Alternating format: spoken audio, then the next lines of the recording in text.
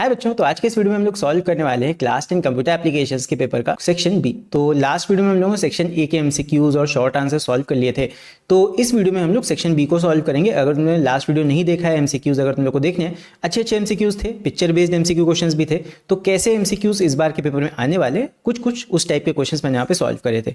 तो इस वीडियो में हम लोग देखने वाले हैं सेक्शन बी अपने पेपर का, और ये तुम्हारा लास्ट ईयर यानी 2025 का इंप्रूवमेंट क्वेश्चन पेपर है कंप्यूटर एप्लीकेशंस का, राइट। अब कुछ बच्चे कमेंट करते हैं सर आप डरा रहे हो, तो डरा नहीं रहो, बट हाँ उन क्वेश्चंस को सॉल्व करके तुम एक आइडिया ले सकते हो कि किस तरह के क्वेश्चंस बोर्ड इस बार पूछने वाला है। क्योंकि अब जो क्वेश्चंस हैं वो थोड़ा सा लॉजिकल बेस्ड होंगे, थोड़ा सा सोचने वाले बेस्ड, थोड़ा सा अंडरस्टैंडिंग बेस्ड होंगे। ऐसा नहीं होगा कुछ फिक्स डेफिनेशन आ गया या कुछ ऐसा आ गया, कुछ नई चीज तुम्हें दी जाएगी, उसे तुम्हें समझ के आंसर करना पड़ेगा, राइट। तो वो एमसीक्यू जरूर से जाके एक बार देख लेना। तो चलो स्टार्ट करते हैं अभी। तो सबसे पहले हम बात कर लेते हैं कि कंप्यूटर एप्लीकेशंस में जो प्रोग्राम होते हैं, बहुत से बच्चे पूछते हैं कि सर हम प्रोग्राम्स को कैसे तैयार करें। तो प्रोग्राम्स को तैयार करने का तरीका देखो कंप्यूटर में होता है। मैं कंप्यूटर में हमेशा बच्चों से बोलता हूँ कि बेटा चैप्टर वाइज तुम्हें नहीं पढ़ना है, राइट। बच्चे कहते हैं सर ये चैप्टर पढ़ा दीजिए। तो कंप्यूटर में कोई भी चीज चैप्टर वाइज मैं नहीं करता हूँ। अगर चैप्टर वाइज तुम पढ़ोगे तो चैप्टर्स में ही उलझ के रह जाओगे। मैं ये नहीं कह रहा हूँ चैप्टर नहीं पढ़ना है, लेकिन चैप्टर वाइज नहीं पढ़ना है कंप्यूटर में। कंप्यूटर एप्लीकेशंस में तुम्हें यह समझना है कि पेपर में किस टाइप के क्वेश्चंस आते हैं, राइट। देखो सारे चैप्टर्स पढ़ के ऑब्वियसली तुम्हें कॉन्सेप्ट तो बिल्ड करना ही करना है, कॉन्सेप्ट तुम्हें समझना पड़ेगा। कॉन्सेप्ट समझ जाओगे, उसके बाद कॉन्सेप्ट में 9th में मोस्टली सारे करा दिए जाते हैं। लूप हो गया, डेटा टाइप्स हो गए, डेटा कन्वर्जन हो गया, मैथ क्लास हो गई, ये सब तुम्हारा 9th क्लास में होता है। हाँ, जिन्होंने 9th में अच्छे से नहीं पढ़ा है, उनको पढ़ाया नहीं गया, तो उसके लिए हमारा क्लास 10th या क्लास 9th कंप्यूटर्स का प्लेलिस्ट देख सकते हो। वैसे क्लास 10th का ही प्लेलिस्ट है, वो 9th और 10th दोनों ही क्लास के बच्चों के लिए एप्लीकेबल है। तुम यूट्यूब पे जाके सर्च करके देख सकते हो, टाइप करके क्लास 10 कंप्यूटर्स एम्पलीफाई लर्निंग, तुम्हें वो प्लेलिस्ट वहां पे मिल जाएगा। उस प्लेलिस्ट के एक एक वीडियो को अगर तुम देख लेते हो ना, कंप्यूटर के सारे बेसिक्स तुम्हारे अच्छे से क्लियर हो जाएंगे। तो बस यही है। और इसमें कॉन्सेप्ट क्लियर करने के बाद में अब बात आ जाती है कि प्रोग्राम्स कैसे तैयार करें। तो प्रोग्राम्स को तैयार करने का जो बेसिक फंडा है वो कुछ ऐसा है, राइट। प्रोग्राम्स जो हमें आते हैं वो इतने टाइप के आते हैं। अब जो सेक्शन बी होता है वो कंप्लीट तुम्हारा 60 मार्क्स कवर करता है, 60 मार्क्स का होता है। और इसके अलावा तुम्हें इसमें 6 प्रोग्राम्स दिए होते हैं, और जिसमें से तुम्हें कोई से 4 करने होते हैं। अब होता क्या है कि हर प्रोग्राम तुम्हारा 15 मार्क्स का होता है, तो 15 इंटू 4 कितना हो जाएगा, 60 मार्क्स तुम्हारे टोटल आ जाते हैं यहाँ पे। अब कोई से 4 प्रोग्राम तुम्हें करने हैं। अब अगर तुम ये आइडिया ले लो कि किस टाइप के प्रोग्राम्स पूछे जा रहे हैं, तो वो आते हैं, पहला होता है डिस्क्रिप्शन बेस्ड, सेकंड होता है नंबर लॉजिक के ऊपर बेस्ड प्रोग्राम। ये चीज फिक्स है, तुम पिछले जितने भी ईयर्स के पेपर देखोगे कंप्यूटर्स में, हमेशा इसी चीज के ऊपर बेस्ड क्वेश्चंस आते हैं। पहला तुम्हारा हमेशा डिस्क्रिप्शन बेस्ड होता है, जिसमें पूरा डिस्क्रिप्शन दिया होता है प्रोग्राम का। Second number logic. अब ऐसा नहीं है कि सेकंड मतलब इसके जस्ट बाद वाला, हाँ 6 प्रोग्राम्स में से कोई सा भी एक नंबर लॉजिक के ऊपर जरूर होगा। ऐसा कभी नहीं होता कि नंबर लॉजिक का प्रोग्राम ना आए। फिर उसके बाद एक तुम्हारा वन डायमेंशनल एरे का क्वेश्चन आता है। अब इसमें कौन सा क्वेश्चन आएगा, बच्चे पूछते हैं कि सर एरे में मर्जिंग ये सब भी आ सकता है। तो मोस्टली देखो मर्जिंग वगैरह आने के चांसेस कम होते हैं। जो मोस्ट क्वेश्चंस आते हैं वो आते हैं या तो सॉर्टिंग पे या फिर सर्चिंग पे। अब देखो सॉर्टिंग की तुम्हारी 2 टेक्निक्स हैं, एक तुम्हारी बबल सॉर्ट हो जाती है, एक सिलेक्शन सॉर्ट हो जाती है, और बाकी रही सर्च, एक लीनियर सर्च होती है, एक बाइनरी सर्च होती है। तो बस यही 4 प्रोग्राम्स तुम्हारे 1D एरे के सबसे ज्यादा 90% टाइम्स यही आते हैं। 4 में से 2 सॉर्टिंग के हो गए और 2 तुम्हारे सर्चिंग के हो गए। फिर उसके बाद 2D एरे की बात करें, 2D एरे में सिंपल तुम्हारी रोज या कॉलम्स का सम निकालने के लिए आ सकता है, सम ऑफ डायगोनल्स निकालने के लिए आ सकता है। 2D एरे में सिंपल सा ही प्रोग्राम आता है, ज्यादा टफ नहीं आता है, बस समझने के ऊपर है। तो एक 2D एरे का हो गया। फिर इसके बाद एक प्रोग्राम स्ट्रिंग का तो श्योर शॉट आना ही आना है, राइट। मतलब जितने प्रोग्राम मैं बता रहा हूँ ये पक्का आते हैं, तुम किसी भी ईयर के पेपर से कंफर्म कर सकते हो। फिर इसके बाद लास्ट प्रोग्राम थोड़ा सा यहाँ पे कंफ्यूजन रहता है, दैट कभी कभी प्रोग्राम तुम्हारा ओवरलोडिंग का आ जाता है, कभी कभी पैटर्न प्रिंटिंग करने का। ओवरलोडिंग का ही होगा जिसमें कई फंक्शंस होंगे और इसमें पैटर्न प्रिंट करने के लिए दे देगा। फिर उसके अलावा कभी कभी सम ऑफ सीरीज निकालने के लिए, सीरीज प्रिंट करने के लिए आ जाता है, और कभी कभी मेन्यू ड्रिवन प्रोग्राम दे देता है, बहुत रेयर चांस में। मोस्टली ओवरलोडिंग का आता है जिसमें कई फंक्शंस बनाने होते हैं, कभी कभी कंस्ट्रक्टर ओवरलोडिंग का भी आ जाता है। तो ये वाला क्वेश्चन जो है वो थोड़ा सा वेरी करता रहता है, लेकिन इन्हीं में से ही कोई सा एक प्रोग्राम आता है। तो ये तुम्हारे क्वेश्चंस होते हैं। 6 क्वेश्चंस हैं, 6 क्वेश्चंस का एक एक टाइप है। तो इनमें से कोई से भी 4 तुम तैयार कर लो, एक टाइप बैकअप के लिए अपना रख लो, तो तुम्हारे 60 मार्क्स यहाँ पे कंप्लीटली पक्के हो जाएंगे। तो बस यही है इसमें। तो अभी हम लोग देखने वाले हैं सेक्शन बी, और पेपर में मैं तुम्हें दिखाऊंगा कि यही टाइप के प्रोग्राम्स तुम्हारे इंप्रूवमेंट क्वेश्चन पेपर में भी हैं। तो चलो स्टार्ट करते हैं अभी।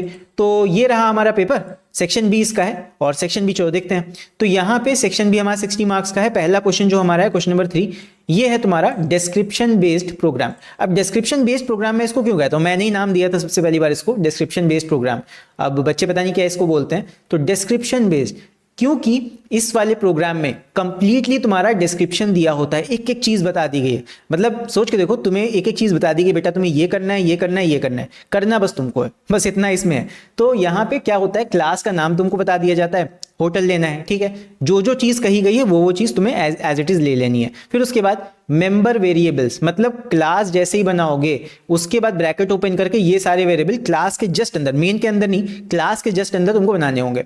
कौन कौन से, string name, long, mobile number, MOBNO, उसके बाद इंट डेज, इंट बिल, ये सारे तुम्हारे हो गए मेंबर वेरिएबल्स, यानी क्लास के जस्ट अंदर तुमको ये सारे बनाने हैं, ठीक है, मेन के अंदर नहीं, क्लास के जस्ट अंदर। फिर उसके बाद फंक्शंस की बात करें तो इसमें फंक्शंस भी दिए होते हैं, और ज्यादातर ये तुम्हारा इफ एल्स स्लैब का होता है क्वेश्चन, ज्यादातर क्या, हमेशा। इसमें देखो क्या दिया हुआ है, मेंबर मेथड्स क्या क्या है। सबसे पहला है वॉइड इनपुट, इसमें तुम्हें इस फंक्शन में क्या करना है, input values using scanner class only, मतलब जितने भी वैल्यूज हैं वो सारे इनपुट करा लो। फिर उसके बाद अगला फंक्शन बनाना है वॉइड चार्ज नाम से, जिसमें कैलकुलेट बिल करना है, बिल को कैलकुलेट करोगे अकॉर्डिंगली, और ये तुम्हें स्लैब दिए हुए हैं, मतलब कंडीशंस दी हुई हैं, ये सारी की सारी इफ एल्स की कंडीशन है। सो फर्स्ट 3 डेज के लिए तुम्हारा 1000 रुपीज चार्ज पड़ना है, अगले 4 दिनों के लिए तुम्हारा 900 रुपीज पर डे चार्ज पड़ेगा, और उसके बाद के नेक्स्ट 7 डेज के लिए तुम्हारा 800 रुपीज पर डे चार्ज पड़ेगा। And accordingly bill is equals to bill plus GST, इस तरह हम बिल कैलकुलेट कर लेंगे, अभी मैं दिखा दूंगा कैसे होगा। और फिर उसके बाद लास्ट में प्रिंट फंक्शन बनाना है, जिसमें तुम्हें सारी की सारी डिटेल्स को प्रिंट कर देना है।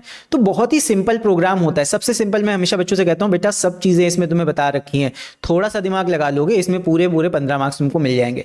तो अभी ये क्वेश्चन कैसे करना है, तो चलो इसको हम प्रोग्राम इसका बना के देखते हैं जल्दी से। तो इस वाले प्रोग्राम को बनाने के लिए हमें क्या करना है, सबसे पहले हमें, मैंने देखो प्रोग्राम बना के रख लिया है ताकि यहाँ पे टाइम बचे, अदरवाइज टाइम बहुत ज़्यादा हो जाता है, वीडियो बहुत लॉन्ग हो जाता है। तो यहाँ पे हमें करना क्या है, देखो सबसे पहले इंपोर्ट कराना है, स्कैनर क्लास को करा लिया, क्लास बनाना है होटल नाम से बना लिया। फिर उसके बाद जितने हमारे मेंबर वेरिएबल्स थे वो सारे के सारे हमने यहाँ पे देखो ऊपर बना लिए हैं, ठीक है, string name, long, MOBNO, int days और डबल बिल बना लिया। फिर उसके बाद सबसे पहला जो हमारा फंक्शन है वॉइड इनपुट, इसमें सारी की सारी डिटेल्स हमें इनपुट करानी है। ध्यान देना, बिल नहीं इनपुट कराओगे, 3 चीजें इनपुट कराओगे, नेम, मोबाइल नंबर और दिन। बिल को नहीं इनपुट कराना है, बिल तो तुमको कैलकुलेट करना है। तो बस 3 चीजें हमने यहाँ पे यूजर से इनपुट करा ली हमने, मोबाइल नंबर, नाम और डेज करा लिया। फिर उसके बाद वॉइड चार्ज नाम का जो फंक्शन है, इसमें हमें क्या करना है, इसमें हमें बिल कैलकुलेशन करना है। सबसे पहला कंडीशन हमारा क्या था कि अगर हमारे days less than equal to 3 है, तो if days is less than equals to 3, तब हमें क्या करना है, हमें यहाँ पे bill is equal to days into 1000 rupees per day के हिसाब से हमें होटल का रूम का चार्ज ले लेना है। ठीक है, सिंपल है भाई, जितने दिन हुआ उसको 1000 से मल्टीप्लाई कर दो और बिल में अपना सेव कर लो, राइट। अब बात आ जाती है आगे आने वाले चार्जेस की। तो अब जरा क्वेश्चन अगर तुम ध्यान से देखोगे, क्वेश्चन में क्या चीज दी हुई है, क्वेश्चन में ये दिया है कि पहले 3 दिनों का चार्ज तो 1000 रुपीज पर डे लेना है, लेकिन नेक्स्ट 4 डेज के लिए, अगले 4 दिनों के लिए तुम्हें 900 रुपए चार्ज लेना है। मतलब सोच के देखो कि पहले, दूसरे और तीसरे दिन के लिए कितना चार्ज लेना है, 1000, इसको मल्टीप्लाई करना है 1000 से। लेकिन जो इसके बाद वाला दिन होगा, चौथा, पांचवा, छठा और सातवां, 7 दिन तक मैं 4 दिन हो जाएंगे, तो इनके लिए अलग चार्ज होगा कितना, 900 रुपीज पर डे। ये तुम्हारा स्लैब सिस्टम इसको बोलते हैं, this is known as slab system. मतलब टुकड़ों में बांट देना है चार्ज को, अगले दिनों के लिए कुछ और चार्ज लगेगा, पिछले दिनों के लिए कुछ और चार्ज लगेगा। तो इसको कैसे किया जाता है मैंने एक और वीडियो में बताया, तुम उस वाले वीडियो को भी जाके देख सकते हो। स्लैब सिस्टम एम्पलीफाई लर्निंग करके सर्च करना, तुम्हें वाला वीडियो मिल जाएगा। तो चलो प्रोग्रामिंग में बताता हूँ कैसे ये होगा। अब नेक्स्ट 4 डेज के लिए तुम्हें क्या करना है वो यहाँ पे देख लो। अगर नेक्स्ट 4 डेज होंगे, मतलब कि एल्स इफ में आओ और चेक कर लो, अगर days less than equal to 7 तक है, 7 दिन तक अगर है, तब क्या करोगे, तो बिल इज इक्वल टू, अब ध्यान देना, पहले 3 दिन के लिए तो हम 1000 रुपए काउंट कर लेंगे, क्योंकि अगर सीधी सी बात है नेक्स्ट 4 डेज में जा रहे हो तो पिछले तो 3 दिन तुमने कवर कर ही लिए हैं, तो उनका तुम्हारा 3000 रुपए पड़ जाएगा। तो 3 × 1000 पहले 3 दिन का हमारा चार्ज हो गया। प्लस अब आगे के जो दिन होंगे, चौथा दिन, पांचवा दिन, छठा दिन, वो कैसे निकालोगे, डेज में से शुरुआत के 3 दिन कर दो माइनस, राइट। शुरुआत के 3 दिन का चार्ज तुम 1000 रुपए जोड़ चुके हो, उनको माइनस कर दिया, और जितने भी आगे के दिन हैं, 4, 5, 6, जितने भी तुम्हारे दिन, 3 दिन, 4 दिन आगे के मिल रहे हैं, उनको मल्टीप्लाई कर दो 900 से।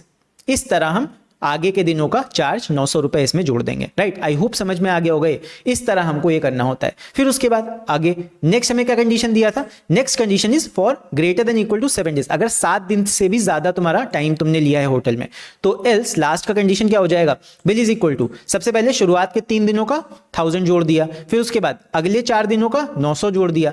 अब जो इसके बाद के भी 7 दिन के बाद के तुम दिन रुकोगे, उनका चार्ज 800 है।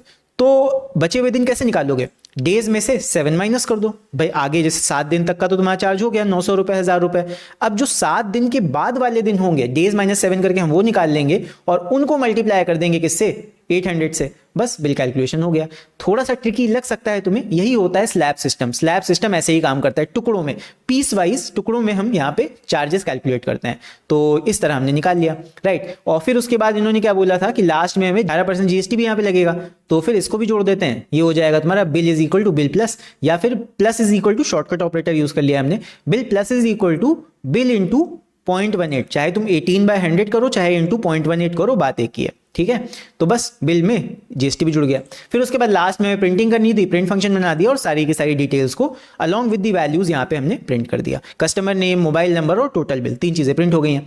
फिर उसके बाद हमने यहाँ पे क्या किया, सारे जितने फंक्शंस बनाए थे भाई सबको कॉल भी करना पड़ेगा, राइट। अपने आप तो ये रन होंगे नहीं, तो फिर हम बनाएंगे मेन फंक्शन और मेन फंक्शन में अपने क्लास का ऑब्जेक्ट बनाएंगे, क्योंकि सारे के सारे नॉन स्टैटिक फंक्शन है। ये मैंने अपने स्टैटिक वर्सेज नॉन स्टैटिक वाले वीडियो में बताया हुआ है। तो सारे के सारे नॉन स्टैटिक फंक्शन है, इसलिए इनको ऑब्जेक्ट की हेल्प से हम कॉल करा लेंगे। पहले इनपुट को कॉल कराया, फिर कैलकुलेशन वाले चार्ज वाले फंक्शन को कॉल कराया और फिर हमने प्रिंट फंक्शन को कॉल करा लिया। तो अभी अपने प्रोग्राम को हम रन करके देखते हैं कि ये सही से काम कर रहा है कि नहीं। तो रन होके आ गया। अच्छा, इस रेड वार्निंग पे मत ध्यान देना, एंटर कस्टमर नेम। तो यहाँ पे सबसे मैं अपने ही नाम दे देता हूँ, ठीक है, आलोक दे दिया। फिर उसके बाद मोबाइल नंबर, यहाँ पे रियल मोबाइल नंबर तो नहीं दूंगा, 1 2 3 4 5 6 7 8 9, तो ये मेरा मोबाइल नंबर मान लो हो गया। फिर उसके बाद enter the number of days state, मैं यहाँ पे बड़ी वैल्यू देके देखता हूँ। मान लो मैंने यहाँ पे दे दिया कि मैं 10 दिन यहाँ पे रुका, तो 10 डेज का मेरा स्टे हो गया। तो देखते हैं कितना है, चार्ज निकालते हैं। तो बिल डिटेल्स देखो प्रिंट होके आ गई एकदम करेक्टली। कस्टमर नेम मेरा नाम प्रिंट हो गया और मोबाइल नंबर जो मैंने दिया था वो प्रिंट हो गया। Along with the total bill यहाँ पे हमारा 10,620 रुपए बिल भी प्रिंट हो गया। तो हमारा प्रोग्राम यहाँ पे एकदम करेक्टली वर्क कर रहा है, जो कि यहाँ पे तुम देख सकते हो। सो इस तरह हम अपने फर्स्ट क्वेश्चन को कर लेंगे। सो आई होप ये वाला क्वेश्चन तुम लोग को अच्छे समझ में आया होगा। सो चलो बढ़ते हैं अभी नेक्स्ट क्वेश्चन की तरफ। एंड हाँ, अगर इस वाले क्वेश्चन का तुम्हें सॉल्यूशन का पीडीएफ चाहिए तो उसके लिए तुम हमारे टेलीग्राम चैनल को ज्वाइन कर सकते हो। टेलीग्राम इंस्टॉल कर लो और उस पर अपना अकाउंट बना लो और हमारे टेलीग्राम चैनल को ज्वाइन कर लो। उस पर मैं जितने भी पीडीएफ वगैरह ये सब सेशन के कराता हूँ वहाँ पे मैं सेंड करता रहता हूँ, तो उनको तुम वहाँ से देख सकते हो। ये जितना भी तुम्हारा प्रोग्राम का सॉल्यूशन है पीडीएफ फॉर्म में वहाँ पे अवेलेबल होगा। तो यहाँ पे तुम्हें क्यूआर दिख रहा होगा, इसको स्कैन करके तुम ज्वाइन कर सकते हो। अदरवाइज तुम्हें डिस्क्रिप्शन में लिंक मिल जाएगा टेलीग्राम चैनल का हमारे, उसको वहां से जाके ज्वाइन कर सकते हो। चलो बढ़ते हैं अभी नेक्स्ट क्वेश्चन की तरफ।